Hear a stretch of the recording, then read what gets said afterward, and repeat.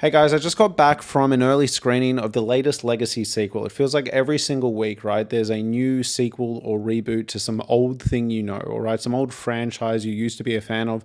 This time it's Freaky Friday. But the good news here is this isn't just a lazy cash grab. This isn't just a shameless Legacy sequel where they bring back actors from the first one for about 5 seconds in a really clunky way, in a way that doesn't make sense. This is a true sequel. We are catching up with these characters over 20 years later in a way that's actually interesting and compelling. There are dynamics here that are explored. Characters are fleshed out. Characters are fleshed out in a way that feels organic and exciting. And the cast here is actually quite stacked and they're all doing a very good job. Jamie Lee Curtis and Lindsay Lohan are playing the roles they played previously, and they are just as good here. I would even go as far to say that Jamie Lee Curtis is on fire here and might actually be better in this one than she was in the first one. I think there is obviously more fun physical comedy to be had here with Jamie Lee Curtis now that she's older, playing someone even younger. It's really good. She's really good in this movie and she makes up most of the laughs in this movie. But that is no shade or diss to Lindsay Lohan. Lindsay Lohan is back and she's great. And this movie, weirdly enough, it doesn't feel like a Legacy sequel or a Member Berry sort of sequel to Freaky Friday. It feels like a Member Berry sequel to Lindsay Lohan's career. There are references to Mean Girls throughout this movie, as well as The Parent Trap, that are genuine crowd pleasers if you're a big fan of Lindsay Lohan. And I feel bad for Lindsay Lohan. You know, I think she was an incredible actress that just kind of fell off the face of the earth. And I'm glad that she's back in movies.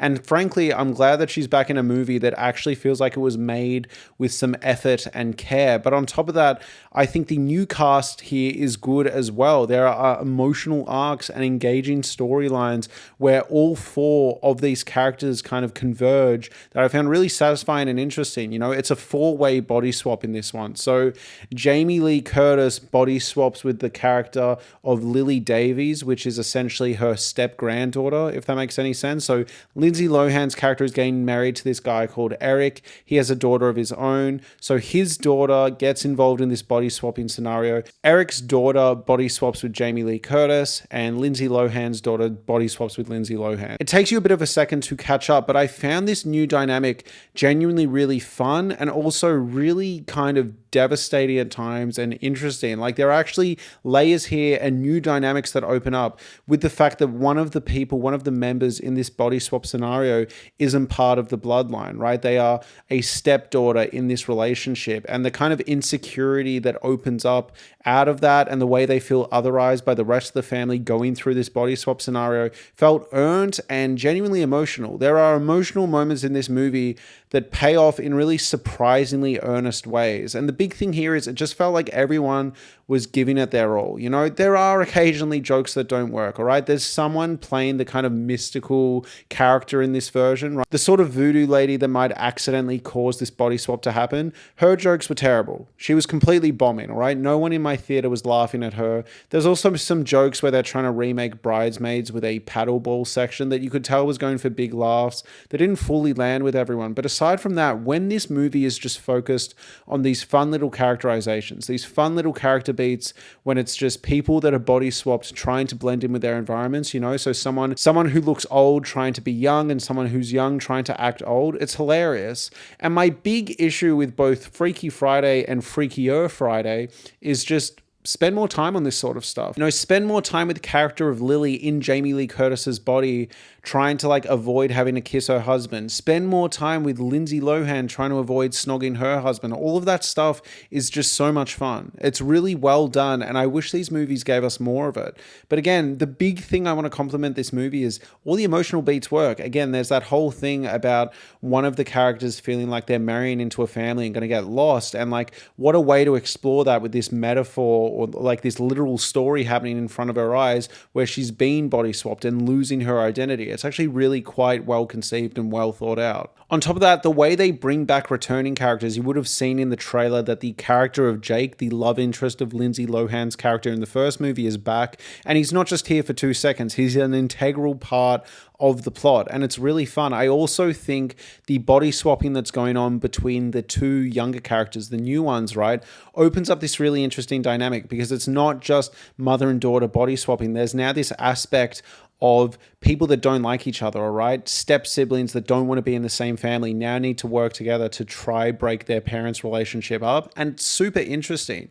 You're watching these characters forced to come together when they don't even look like one another. And I just think it was really well thought out. So overall, look, it's not an amazing movie. It's not going to be in anyone's top 10 of the year unless you watch about 7 movies a year. But if you are interested in Freaky Friday, if you enjoyed the first Freaky Friday, I think you'll like this at the very least. All right. Like for me, it's a very high 6 out of 10, low 7 out of 10. It's not an absolute must see of the year, but if you're looking for a fun time, especially if you've got a family, 100% you should go see this movie. Genuinely. Like go see this movie if you have kids and they're interested, because I think you'll have a good time. There's so much crap and slop and poorly conceived, lazy family films coming out now. And this one at least feels like it's got some effort behind it, you know? There's the type of family films that if in 10, 20 years, my kid turned on and was like, oh, why don't we watch that one? I'd be like, absolutely not. Why would you even suggest that? But something like Freakier Friday, I'd be like, yeah, chuck it on. You know what I mean? I'm never going to rewatch this on my own accord. But, you know, if I ever had kids that were interested, 100%, this is pretty good. It's pretty good. And sometimes that's all you need. You know what I mean? I wasn't expecting Sinners. I wasn't expecting something as good as Sinners, Bring Her Back, or 28 Years Later. I was just looking for some family fun. And I think this movie did well. I do not agree with the reviews saying that this should have been dumped on Disney Plus, all right? I think it's got some heart. Jamie Lee Curtis is absolutely crush it. Lindsay Lohan's crushing it. And again, I just think this new dynamic is just such a good idea. Genuinely fresh and exciting. Now let's get into spoilers. 3, 2, 1. There's really not that much to spoil here. You kind of know how it's going to go. But I thought the kind of third act breakup between Eric and Lindsay Lohan, right? The man she's marrying, and he's breaking up with her, but technically breaking up with his stepdaughter, right? He's technically breaking up with Lindsay Lohan's daughter, not Lindsay Lohan. Lindsay Lohan's daughter is in Lindsay Lohan's body, but regardless, he thinks he's breaking up with Lindsay Lohan. I thought this section was really good and actually earned. You know, a lot of times in these movies, when they get to the third act and they're like, okay, we need our dramatic moment, you're a bit like, you know, it kind of feels contrived and silly, but this didn't feel out of character for him, given what he'd just seen, given that he saw Lindsay Lohan blowing up at Jamie Lee Curtis, and obviously he doesn't know that they're all body swapped with the daughters. He's like, what the fuck's going on? So I thought that was all really well done, really well conceived.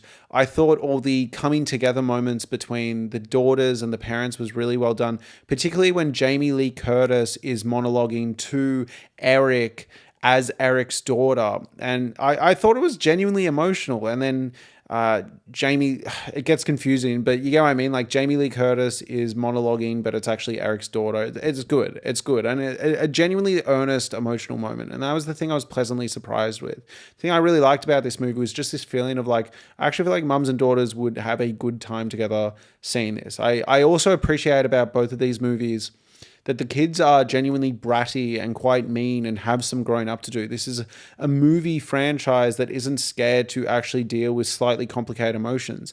Even with Eric, right? Even when Eric kind of cracks the shits and is ready to get separated from Lindsay Lohan or call off the wedding or whatever, he like smashes a glass. Like he gets genuinely worked up. There's emotional stakes here. These are messy people with messy dynamics. And I appreciate that in a family film. So often you get these overly perfect, very sanitized versions of the nuclear family. And I, you know, again, I'm not trying to say this is Stanley Kubrick or anything, but like I appreciate what we got here. I even thought all the kind of retro stuff and the new stuff, like I enjoyed the idea that we're exploring Lindsay Lohan is now a music manager. I do think we could have cut out the actual artist she was managing. Obviously, that's an avenue for these fun little sections where they're dressing up as one another.